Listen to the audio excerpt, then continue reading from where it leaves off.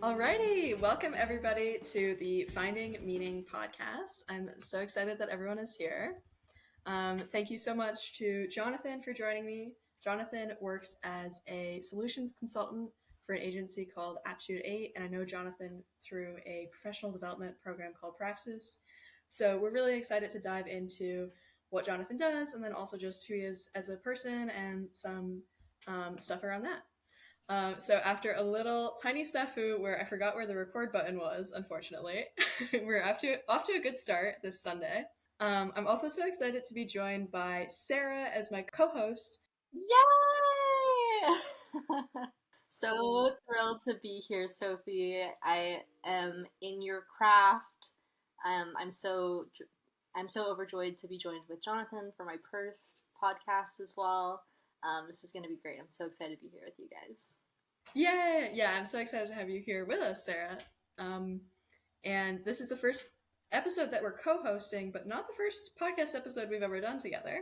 I actually was a guest on a writing and reflection podcast that Sophie did maybe a couple months back, and I was completely over the moon being interviewed and, getting to spotlight my work and kind of what my goals were. And now I'm happy to be here. Sophie and I really wanted to not only speak about our stories, though also just really highlight people in the community doing amazing work, both professionally and also, people following their heart and people pursuing their passions independently of work. So, we're all about it. We're happy to be here and with the listener and with Jonathan and Sophie. It's such a good mix. Yeah, totally. So we're really excited that this is hopefully the first episode of many to come as co-hosts. Yay! And I'm so grateful that you are willing to join me as a co-host, Sarah. You're always such a welcoming, positive, and uplifting person. And I'm just really excited to be doing this together. Yeah, I'm so excited to be doing this together, Sophie. Thank you so much. So let's get right into it. As I mentioned before, Jonathan, who's joining us today, is a RevOps consultant for a company called Aptitude. He lives in San Marcos, Texas, which is near Austin. And today we'll be chatting about what Jonathan does as a RevOps consultant and even what RevOps is and just a bit about that. And we'll also chat about what his journey has been like getting into RevOps and some of his upcoming goals. I'm really excited to speak with Jonathan today. He is an incredibly hardworking, smart, and driven person. So, hi, Jonathan. Thank you so much for coming on. To start out, could you explain what RevOps is? Yeah, I can. And wow, appreciate the high praise. RevOps is, I think the easiest way to say it is it's kind of this idea of how can we align the different departments inside of a company, from marketing to service, sales to success, and the internal operations teams in a way that we can make the company scale most efficiently and grow essentially. So there's a lot of different like definitions and meanings to it, but that kind of covers the gist. And it's something like we think about at A8, and a lot of people kind of in this space, I'd say most often think about is how can we bring alignment between all of the various teams and departments to make things as smooth and as good for the customer experience. So, are there any ways that like someone who doesn't work in tech or doesn't work in anything to do with RevOps might have like interacted with something related to RevOps? It's kind of all over the place, really, when you think about it. Like technically speaking, RevOps is it's part of every business. It's something that every business does. It's just a different way of thinking about how businesses are running. When it comes to like specifically what I do and things like that, I mean, if you've gotten an email in your inbox with some marketing information, chances are like you've probably seen something that I or someone similar to me has set up and done. And so then backing up a little bit, I know that you got into RevOps by going through Praxis, which is a professional development program and is how we know each other. So what made you decide to do Praxis? Yeah, that's a good one. Um, Praxis for me. So before Praxis, I think is a better place to start. I had a job. I was working at Whole Foods, wonderful place to shop. not my favorite place to have worked. And I'd worked there for a number of years. At the time, I was an assistant manager, and I quite honestly needed a change of pace for my life. I knew I didn't want to work in that industry. I did not want to continue progressing and climbing up that ladder. It was not, a life I desired for myself. And it definitely doesn't give me all of the tools and things that I need to accomplish the goals I have for later in my life. And in doing so, I ended up stumbling upon a podcast episode by one of my favorite YouTubers, Matt Diavella, where he interviewed a man named TK Coleman, who was heavily involved with Praxis in creating the boot camp and everything that it is. And that's kind of how I stumbled on Praxis. What really drove me to joining it was after having some conversations with the folks who run Praxis, I was like, I think this is a good opportunity for me to make a significant change in my life. Kind of learn what things I can do, what other options there are, and maybe open up some doors and give me some more opportunity. So that's kind of what led me to joining Praxis and got me in there. Yeah, that's awesome. I definitely had like a similar, somewhat similar journey where I just saw it as like a great opportunity to kind of expand like what I knew was out there, and also just get a sense of like maybe what else was out there that I would enjoy, what else was out there that I wouldn't enjoy. So that's really awesome that you decided to do it, and I'm glad you decided to do it because otherwise we wouldn't know each other. Yeah, me too. So from doing Praxis, what made you decide to get into RevOps specifically? Yeah. Well, first off, I didn't know RevOps existed going through Praxis. I've always had a bit of an interest in like businesses, how they run, how they operate. It's just something I always thought was neat. It was definitely my favorite part about running a department. When I previously worked in Whole Foods, like that was always my favorite thing to be doing, right? Cool thing about Praxis is they have a lot of really neat, interesting guests, and they record all of those calls. And I had found a bunch of conversations from some earlier folks who actually worked at Aptitude, the company I work at now, about this field and about more things like that. And that kind of spurred me digging into like, what is this rabbit hole? How do I get a more operations heavy job, where I can like work directly with companies and build out like entire business processes and make companies like in their back end work and function better. So you mentioned a little bit how some of your work at Whole Foods like influenced your interest in business, but were there any other experiences in your life that made you interested in business?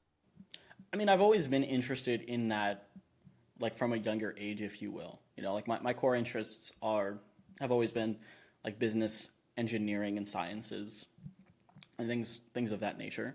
The idea of running a business is something that like has appealed to me since I was like 8, if you will, like as far back as I can remember. I just never quite had an opportunity to like better and like jump into that, if you will. I worked I've worked a bunch of like small jobs, like mom and pop's places and things like that, and I was always trying to like learn more from them, understand like how is your business running, why is it running this way, all of that stuff. So, and maybe that's just my natural curiosity when it comes to like how do things work. That causes me to kind of gravitate more towards that. I love hearing about your natural curiosity, and that kind of makes me also wonder what the favorite part of your job is right now. Oh, yeah, my favorite part of my job, that's a hard one to answer. There's two things. I can't really pick between these. One, and the more like me part of it, is I absolutely love how much I get to learn and how quickly I get to learn. Even that might sound like a kind of cliche answer.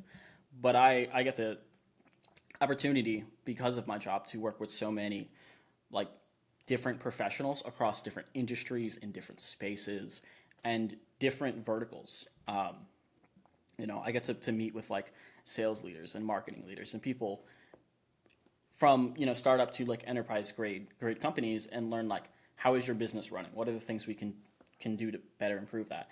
And when you're having these conversations with people like this, you kind of just learn more, which is great. And the other thing is I genuinely love like helping businesses grow, improving them, making the lives of their employees better. And that's probably one of my absolute favorite things about the job, is knowing that sometimes some of the things that we do and we implement, we might think, like for technical side, like for what it takes me to do in a weekend, it's not a huge lift.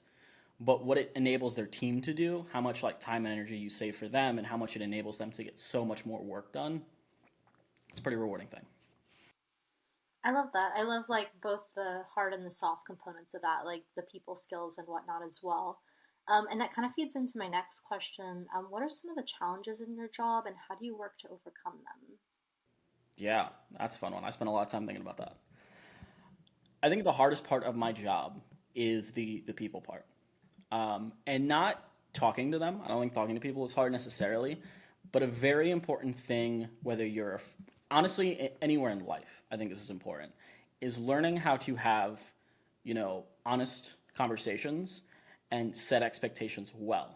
And in my job and what I do, that is paramount. That is one of the most important things you can do, and not doing it can easily lead to a lot of unhappy, more difficult conversations. So those are probably, it's probably the biggest thing. Thank you. Wow. Yeah, I feel like that's so wise for any aspect of life. And, obviously in the workplace, it's so important. You're spending so much time with these people and you want to have all these end goals that, you're all working towards. Yeah, of course. Very good. Yeah, and at the end of the day, like it's a business, so you do have to set those expectations and make sure everybody knows, everyone's in alignment, they know what they're getting. So it's definitely a hard thing, but Thank you. Yeah. And you were mentioning, Jonathan, or what do you do to like mitigate the challenges of like setting expectations for people? yeah. Well, this is just me personally. Um, I kind of have like a checklist for different parts of when I have to have conversations with clients of like what I need to cover, things like that. The most helpful thing I think is just being prepared, right? Knowing what you need to talk about. Like we're really big on like setting agendas early, documenting like all of the conversations, making sure like they understand what we're saying, we understand what they're saying appropriately. So there's that element. The other element is I think there's a level of humility that anyone can take when they're trying to improve in something, and that's just being a person about it. Sometimes I have to hop on a call with the client and be like, hey, this didn't work out, or like clearly we're misaligned here, and maybe it was me, maybe it was you, whatever. What can we do to like solve that problem and work through this?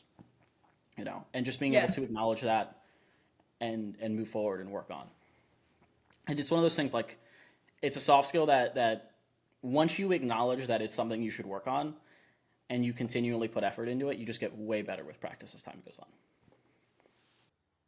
yeah, that's huge, and like something that just takes. I feel like things like humility are like it's also figuring out how to apply them to different situations and like how to um I don't know, like I guess keep that up as like a value as you're going about your life is huge. And also when you're talking about like being prepared, that's also so important. And it's like sometimes just having the intention and making sure you're really, or like making sure you're being intentional in how you're going about things, and making sure, when you're getting on a meeting, you've always got an agenda prepared so that people know like what the purpose of each thing you're discussing is, and kind of what the next steps are, what they're responsible for.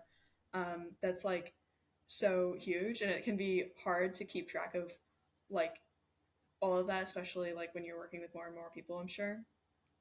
um, but it's also really important, and just I don't know, it kind of goes in some ways. I feel like it could go hand in hand with humility, because it's kind of like being respectful of people's time and energy.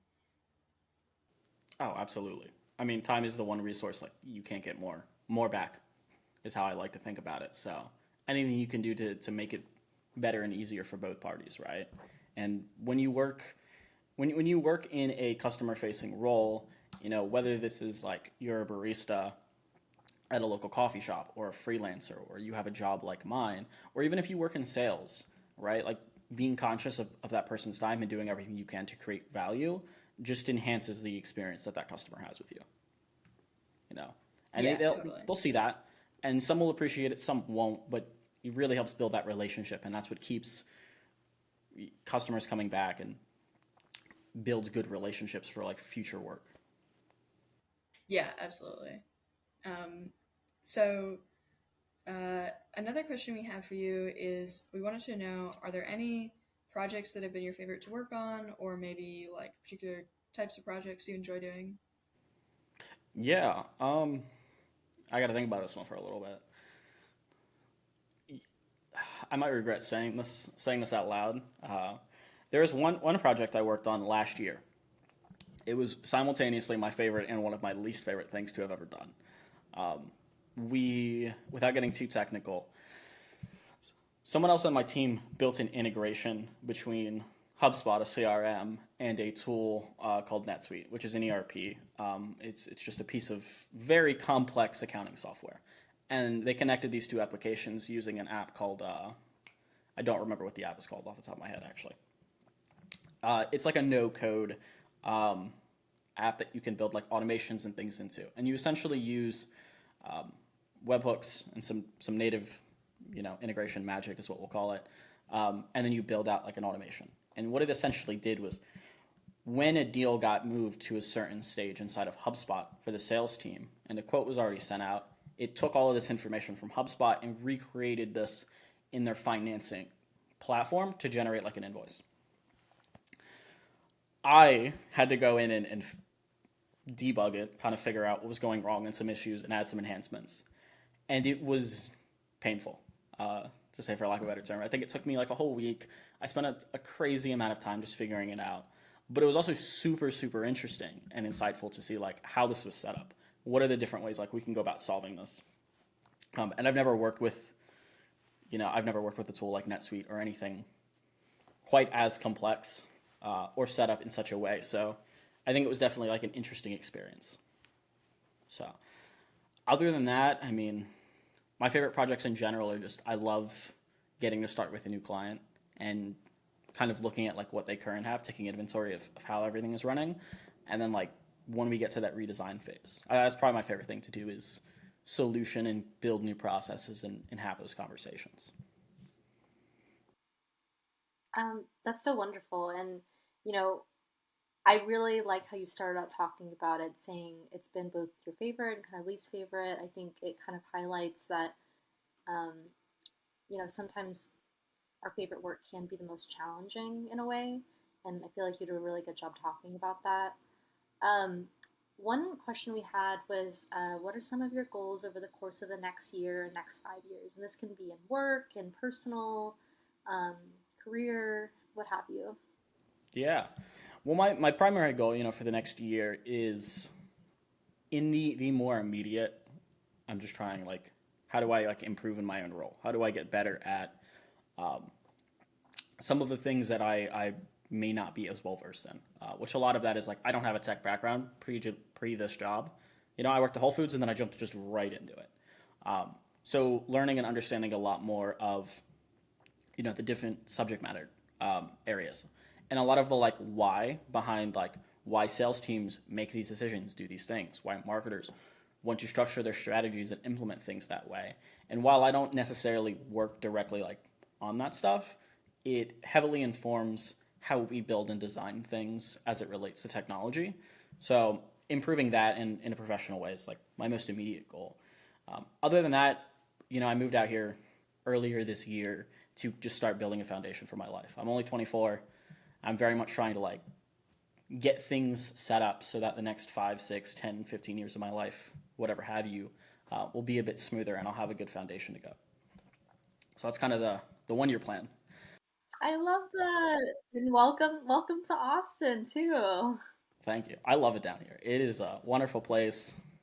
It is great, minus the scorching heat, but the other choice is Florida, and we all know what Florida's like. I mean, I like Florida, even though I'm from Austin. I'm just a little bit scared of the alligators, the gators. Ah, you just avoid murky water. I'm from Florida. That's a fair. Honestly, of all the things you should be afraid of, it probably is the alligators or the people. But we won't get into that. Well, you seem very friendly and you're from Florida, so. For 5 years, I try not to plan too far in advance because you have no idea. Like my life could be drastically different over the course of a year. That's already happened several times to me in my life where I'm like, oh, I'll be here, and then life is like Uno reverse, and things are just completely different. But my main goals for the next 5 years long term, one of the things I would like to do is work with some great folks to create a nonprofit that really just helps educate communities like that. Really, what I consider basic, like adult skills, financing and budgeting, how to build, like, how do you go out and get a job? How do you build the skills necessary to get a job? How do you educate yourself? Blah, blah. A lot of those things, a lot of things that I feel, at least I, growing up, did not have access to. That's the big primary goal, other than maybe have kids. I love that. I know Sophie and I have both talked about what generosity means and what it means to have a platform through this podcast to, uplift not only our guests, though also, our values and people who may not have as much of a voice. And so, I really think about that when I hear your own values of maybe wanting to start a nonprofit and really, helping people who were once in your situation of maybe not knowing how to balance a check or looking for jobs and kind of just looking to help themselves in life in constructive ways and having resources that can help them do that. I think that's amazing. And I think that's also like one of those things, like I'm agnostic, though I just feel like it's good for the soul, it's good for, our own spirituality, just just to feel connected to other people and give back. I agree with that. I mean, definitely a valuable thing to do what you can to give the community, help out. So not only that, like to your point, it may sound a little self-serving, but it definitely feels great. Definitely makes you feel like your life has a lot more meaning and an impact. Love it. Thank you so much for sharing that. Yeah, that's amazing, Jonathan, and so inspiring to think about because not only is it giving back to the community, but I think it's would be giving back in a way that's really necessary and kind of filling a gap that a lot of people struggle with, and I feel like that makes it even so much more impactful to be like, oh, this is a real problem that people have, and it can kind of then once you're more able to develop some of those skills you were mentioning, that can then help that person reach more of their potential, and then who knows what positive effect that can have. So that kind of thing is like so exciting to me and really really cool. And I wanted to ask maybe anything that like made you lead up to thinking about that idea. I know you mentioned like maybe those are some things that you didn't really feel like, maybe things that you felt like you had to figure out on your own or felt like you could have had more preparation to figuring out.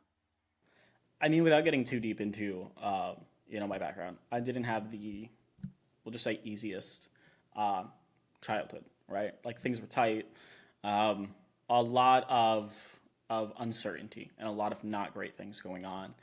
And towards the later half, when I was a bit older, 16, 17, 18, I had no idea quite literally like what to do with life. I had very much given up on my education with school. School served no interest to me, and I very much felt like a lot of the things that were being taught like didn't add value to anything in my life. Not to say school is useless, but there were a lot of things that I think would have been valuable to have known. And kind of because of some of my decisions, because of what happened, all of that. When I turned 18 and my dad was like, get a job or get out, I went out and I got a job. I had zero clue how to go about anything. I didn't know how, like, I should really be applying for a job, how I should go about, like, working at a job. I had zero of, like, the people and interaction skills, to do this. And then, if you fast forward over the next 2, 3, 4 years, I wasn't the most happiest at a lot of the roles I worked at and a lot of, the jobs that I had. But for me at the time, it was like, I don't have a choice. Right? It very much felt like I don't know where my life is going, what I can do. And, I want to like really highlight like that point. It was just that I didn't know, right? When I found Praxis, a big thing Praxis taught me was, while it is, a great program, a lot of it is very self-driven. And they very much made me aware of, oh, if I just knew that like you could go out and build these connections, build this network, have these conversations with people, right? And learn these things, especially with the internet. The internet is such a magical thing that like you can better and improve your own life. But I had no idea, and I mean, if I had no idea, I'm sure there's plenty of other people who have no idea either. So for me, the big like missing thing is like people just, Like, you don't know what you don't know. Uh, and I was very much like, I feel like there's a gap there. Like, what can we do to help inform other people, help bring up, other people and things like that. Very much in my family, they were very much like, well, if you don't graduate high school, like, you have no future. You're just going to work at a grocery store or something for the rest of your life. Um, and if you do graduate high school, well, then like you need to go to college, right, and do whatever in college and follow this very like traditional route. And with how much technology has shaped the last decade and continues to shape, the next 20, 30, 40 years, because it's only going to improve, I feel like a lot of the infrastructure and systems that are built up to help educate and inform people at a young age as they become adults is just lagged behind. So that's what kind of like inspired me, gave me that really strong ideas, like what can I do to help other people kind of get the information that they don't know how to get or don't even know they're missing.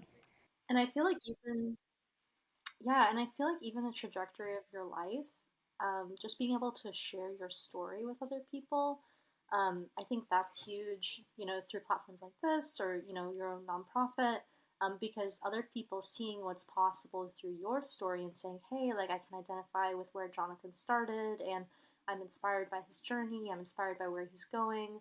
I think that really speaks volumes because sometimes I feel like having a role model can just be so important to us, in knowing where we want to go and knowing what's possible. Um, and sometimes it's not even so much about like the day to day skills as it is about like finding our path and having someone that believes in us. Oh, 100%. I mean, I think having strong mentors and or people in your life, that you can very much kind of help give you an idea, especially when you're younger, to help give you more of an idea of like, what is the kind of person I want to be? What are the kind of things I want to be doing? What do I want to know?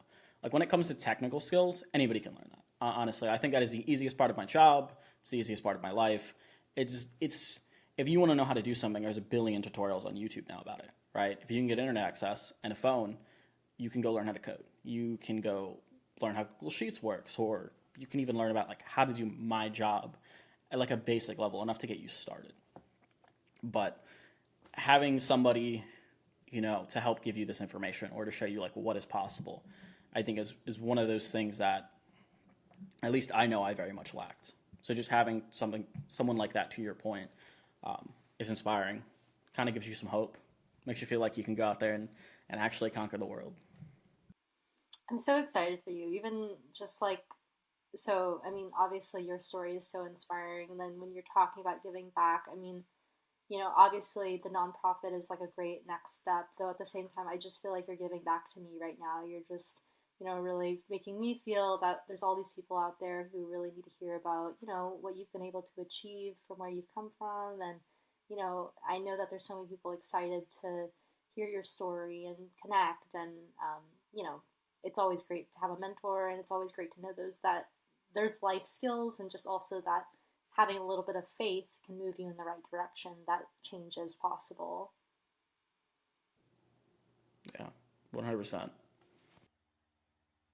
Yeah, and I also think that like when we're talking about having a mentor or someone who you can look toward and kind of have that hope, that's something that like I feel like that kind of goes in with like community and like fostering those like connections and just like that's so much of what makes life meaningful is like bringing people together, and that's also something that Sarah and I want to do with this podcast. Just kind of like build community and like find out more about like people's stories and stuff. Um, and so yeah, I just felt like that kind of goes in with like one of the themes we've been interested in, just figuring out like yeah, you can figure out the like you're saying you can figure out the technical stuff, but without seeing a vision for like what your life can be like, or without I think seeing a vision for what your life could be like through like what someone else's life is like, I think that gives you like the actual drive to want to get there, and to be like, oh, I am going to use the tools at my disposal, to like take a hold of whatever I have, now and like turn it into where I want to go. And so I don't know. That's really cool. And yeah, and even Sophie's whole, Finding Meaning podcast before when I was a guest, and then now when I'm a co-host. I always think about Man's Search for Meaning by Dr. Viktor Frankl, and, someone who like endured, having to go through the Holocaust, though, kept things in mind like wanting to lecture or meeting up with his wife again, and, having that resiliency to push through. And I think we all have our own battles of different levels and different magnitudes, and we all need to find resilience for those things.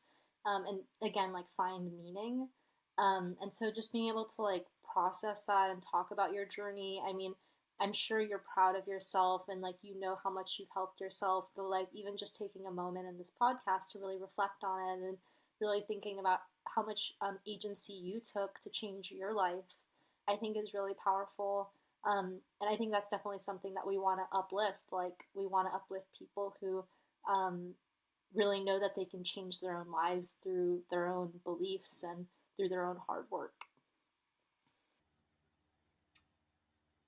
So, kind of somewhat going along those lines, sort of as you've gotten into RevOps and you've been working at Aptitude for a while, has anything like surprised you about what your journey has been like compared to maybe what you imagined it would be like while you were going through Praxis or like when you first started working in RevOps? Like what's been like maybe like a bit different in how it's actually gone than maybe like how you would have thought it would go or how you thought it would be like? Yeah. I don't know if I'm necessarily surprised. I don't know. That's a hard question for me to answer. I try to take everything just as it comes in, if that makes sense. I think the most surprising thing to me, and maybe this is just because I'm a bit conservative in what I think I'm capable of, which is that's a different conversation. But in some ways, like I'm surprised with how much I've learned over these like last 2 years working at A8. One of the reasons why I very much was very excited to join all of the folks over there is because I was like, this like for all of the things that I want to learn and get better at, this is like the perfect boot camp, if you will. Like this is just great runway for my career. But I think even being aware of like having the opportunity to work in an agency, have a bunch of different clients, see all these different businesses, I think even then I kind of underestimated how dense it would be, if that makes sense, Like it's definitely a hard job. It's very difficult, and at times very taxing, like mentally. But just like the sheer amount of information and things you like learn and improve on, I think that's probably one of the most surprising things. With Praxis, the most surprising thing for me actually was the number of people that I met, and I still talk to.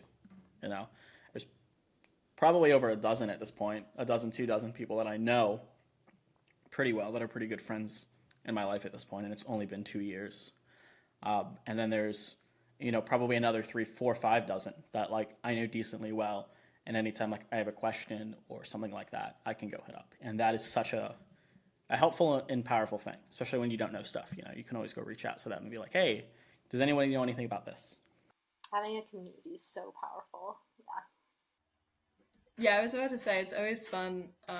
Like we have Jonathan and I are like in a group chat with a handful of other people from Praxis, and it's always fun whenever like someone sends something in or like I don't know, if you have a question, like we'll like sometimes like get on a call and like help each other out or just like be moral support if someone's going through like a stressful situation. And like I'm so grateful for that because it just makes it so much more fun. And especially like I mean that's like I don't know, like not it's so like kind of goes back to what we were talking about before of like having people who like inspire you and just make you think, oh wow, like this person's like figuring it out and I can kind of like figure it out alongside them.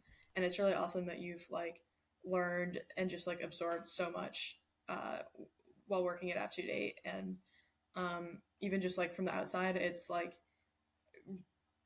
I don't know, it's like clear that you like are learning so much about the different aspects of it and like seeing how like the people side connects with the side of like or like how like setting expectations might like coincide with like the technical side and like figuring out how those things go together. And that like kind of stuff is so huge and just like so valuable. So that's, I don't know, it's just really, really exciting and inspiring to me to hear about. I had another question. What daily habit have you found helpful? Yeah. Other than making coffee, because that is very much a daily thing. That counts. Less of a, is I think this is less of a habit and more of a mindset. I try to make a habit of it though, if you will. Um, a while ago, I think this was 2019. I got a tattoo on my arm that says the words "always forward." It's really simple, but kind of since I turned, like 18 over the next couple of months, that's when I very much started like the journey, if you will, of how I wanted to reinvent myself. And what I try to do on really a daily basis, anytime something difficult or uneasy comes up, is just remind myself to keep going forward, to keep moving. It may seem really simple and may seem really silly, but it's one of those things where I find the more I do it, the more I remind myself of that, the more it's very much the kind of person I continue to become. And what that mentality has done for me is quite literally life changing. I mean, it has moved mountains for me in both my personal and my professional life. That's amazing. I love that. Always forward. And that's really cool that um, when you talk about reinventing yourself, I feel like people always have the right to reinvent themselves. Every single day we wake up, we have that right. And it's so cool when we can develop a habit of saying, hey, like, this really speaks to me in a deep way, and I want to keep on every day that I wake up. Like, I can change things about myself, I can change things about my life, but I'm going to have this kind of resiliency component of, always moving forward and trying my best. Yeah, one of my favorite things to tell myself and other people is like 1% every day. That's it. Oh, That's the all it atomic takes. habits thing, I love it. 1% every day. I mean, there's 365 days in a year, and if you can do that every day, you're already 300 times better than where you were when the year started. Yay, that's beautiful. That's awesome. Well, that pretty much wraps it up as far as the questions that we have. Jonathon, thank you so much for joining us and sharing about your story and kind of what has led you to where you are now, where you're interested in going, and just kind of more information about like what it's like working in RevOps. Awesome. And Sarah, it has been so wonderful to have you here as a co-host. And that's pretty much it. See you next time, everybody. Thank you for having us, Sophie. Thank you, Jonathon. Bye.